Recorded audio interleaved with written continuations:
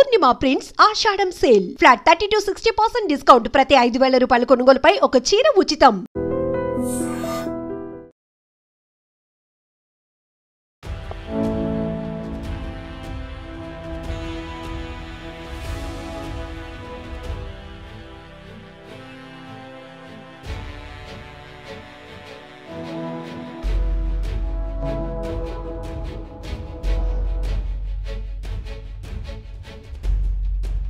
Eagle ఆధ్వర్యంలో Visakha RK beach లో walkathon కొనసాగుతోంది. వేల మంది విద్యార్థులు ఈ వాక్థాన్ లో పార్టిసిపేట్ చేస్తున్నారు.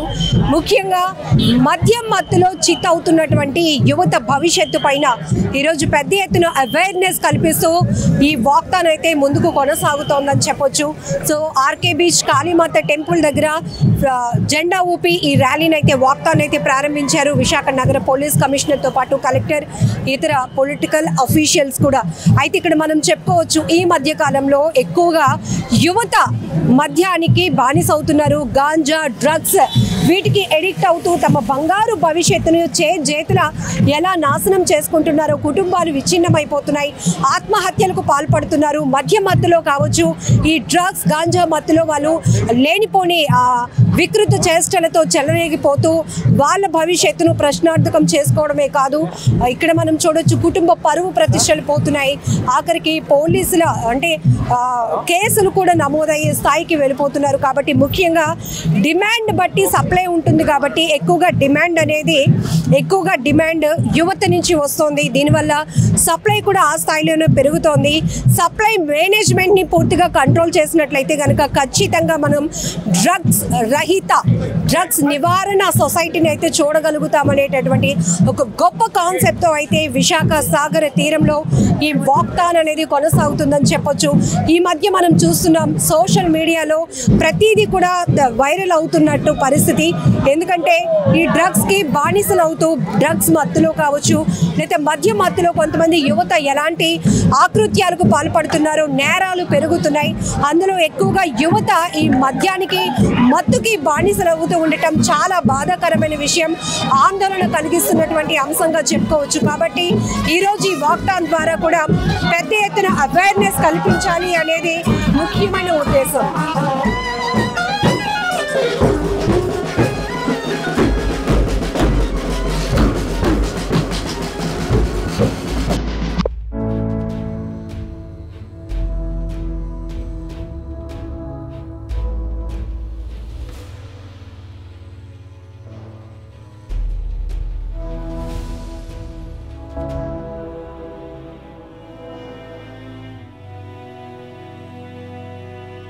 ఆల్కహాల్ ని తాకూడదు. ఫ్యామిలీస్, కెరియర్స్, మ్యారేజెస్ చేసుకున్న వాళ్ళు కొంచెం జాగ్రత్తగా ఉండాలి. అలాగే వాళ్ళ లైఫ్ని స్పాయిల్ చేయకుండా వాళ్ళ కెరియర్స్ మీద ఫోకస్ చేసుకోవాలి. డ్రగ్స్ని కూడా ఎవరు యూజ్ చేయకూడదు.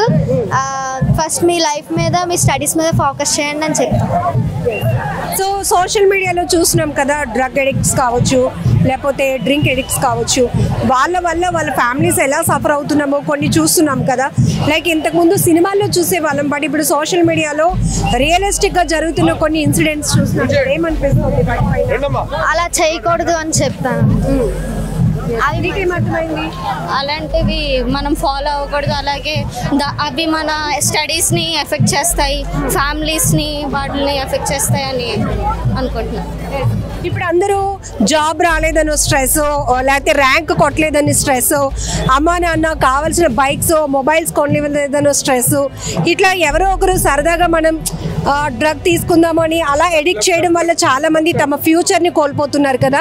అట్లాంటివి నువ్వేం చెప్తావు? ఈరోజు ఈ ఈగల్ నిర్వహిస్తున్న మద్యానికి బానిస అవ్వద్దు, జీవితం పైనే కాన్సన్ట్రేట్ చేయండి అనే వాక్థాన్లో ఏం చెప్తావు?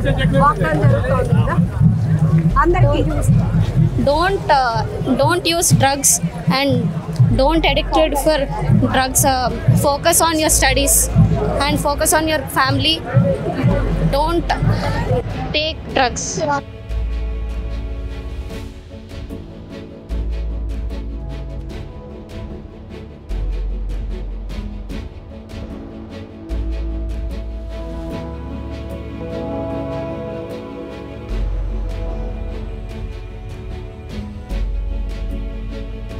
ఈ వాక్థాన్ ద్వారా అయితే సొసైటీకి ఒక మంచి మెసేజ్ ఇవ్వాలనే ఉద్దేశంతో విశాఖ పోలీసులు కావచ్చు, ఎన్జిఓస్ నుంచి అలానే స్టూడెంట్స్ కూడా పెద్ద ఎత్తున పాల్గొంటున్నటువంటి పరిస్థితి ఉంది.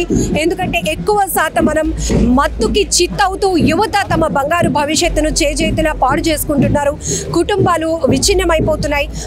కావలసినటువంటి బైక్స్ కానీ సెల్ ఫోన్స్ కొనివ్వలేదనే ఉద్దేశంతో, లేకపోతే ఎవరో ఒకరు సరదాగా అలవాటు చేసుకుంటున్నటువంటి ఈ మద్యం మత్తు కావచ్చు, డ్రగ్స్, గాంజా మత్తు పూర్తిగా వాళ్ళ జీవితాన్ని నాశనం చేస్తుంది. ఇలాంటి పరిస్థితుల్లోనే ఈగల్ ఆధ్వర్యంలో ఈ రోజు అయితే వాక్థాన్ అయితే కొనసాగిస్తూ ఉన్నారు. సో విశాఖ ఆర్కే బీచ్ నుంచి మొదలైనటువంటి వాక్థాన్ YMCA వరకు కొనసాగుతోంది. దీని ద్వారా ఒక మెసేజ్ ఇవ్వాలి. మద్యం వల్ల ఎలాంటి ఘోరాలు, నేరాలు పెరుగుతున్నాయి. తల్లిదండ్రుల కంట్రోల్లో కూడా లేనటువంటి పిల్లల్ని మనం చూస్తూ ఉన్నాం. చిన్న చిన్న మైనర్ స్థాయి నుంచే కొంతమంది అయితే సరదాగా అలవాటు చేసుకొని పూర్తిగా మద్యం మత్తులో మునిగిపోతున్నారు. డ్రగ్స్, గాంజా మత్తులో మునిగిపోతున్నారు. కాబట్టి వాళ్ళు స్టడీస్ మీద కూడా ఫోకస్ చేయలేకపోతున్నారు. చిన్న చిన్న విషయాలను కూడా పెద్దగా ఆలోచిస్తున్నారు, స్ట్రెస్గా తీసుకుంటున్నారు. దానికోసం ఎవరో గైడ్ చేస్తుంటే వాళ్ళు ఇలాంటి మత్తుకి అలవాటు పడి పూర్తిగా దాంట్లోనే మునిగిపోతున్నటువంటి పరిస్థితులు కూడా ఎక్కువగా కనపడుతున్నాయి. ఎక్కువ శాతం మనం చూస్తున్నాం. ఈ మధ్య కాలంలో రీసెంట్గా కూడా మనకి సోషల్ మీడియాలో ఒక వీడియో వైరల్ అయింది. ఒక 18 నెలల పిల్లాడిని ఒక తల్లి అక్కడ స్టేషన్లో నిలవబెట్టి వెళ్తే ఒక వ్యక్తి ఆ అబ్బాయిని కాళ్ళు పట్టుకొని నేలకేసి కొట్టాడు. అంటే ఆ తర్వాత పోలీసులు అక్కడికి వచ్చి చూసిన తర్వాత అతగాడు డ్రగ్స్లో ఉన్నాడు, డ్రగ్స్ మత్తులో ఉన్నాడు.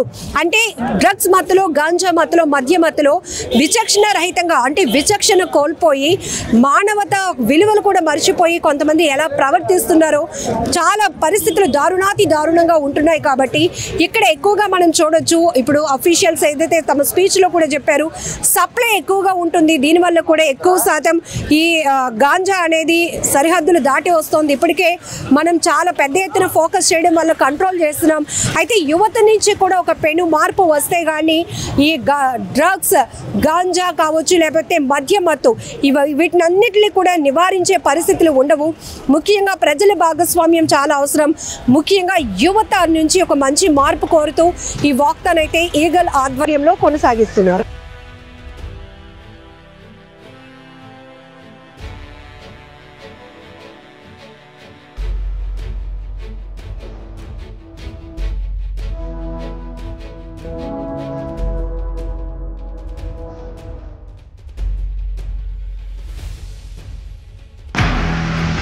నిజంగా ప్రస్తుతం ఉన్నటువంటి సమాజం దేనికి ప్రయారిటీ ఇస్తుంది? ఆర్థిక సంబంధాల చుట్టూ మాత్రమే తిరుగుతుంది. మళ్ళీ ఎన్నికలంగానే చాలా విరక్తి కలుగుతాను. మంచి అనిపిస్తుంది కదా, లేడీస్ కూడా ఛాలెంజింగ్ జాబ్స్ చేసినప్పుడు చాలా బాగుంటది. ట్రాఫిక్ అసిస్టెంట్స్ గా నియమించిన ట్రాన్స్జెండర్స్ అందరితో సాల్యూట్ చేయించుకుంటున్నారు. ఫుడ్ డెలివరీ ఇవ్వటానికి వెళ్ళినటువంటి డెలివరీ బాయ్ అనిల్ పై కళ్ళ ముందు